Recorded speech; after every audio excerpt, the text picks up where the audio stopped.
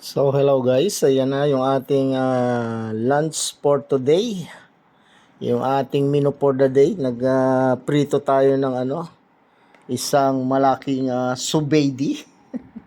Yan yung ating ulam for today.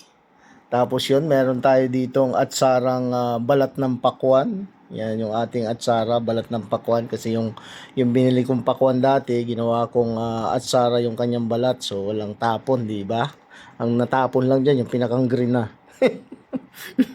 Tapos yan, meron tayo ditong kanin. Meron tayo ditong isang buong mangga. Yan, hiniwa ko na para ready na. Ngangat-ngatin na lang natin. Kakainin na lang. Hindi na kailangang kutsarahin.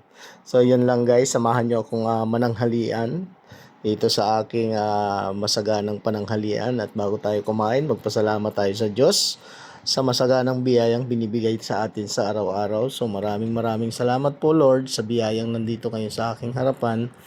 Ibinabalik ko po sa inyo ng taos-pusong pasasalamat ang lahat-lahat sa pangalan po ng iyong anak na si Jesus. Amen. So yan guys, samahan nyo akong mananghalian ng ating pananghalian today. And thank you so much for watching. See you again on my next videos sa aking mga followers dyan. Kain tayo!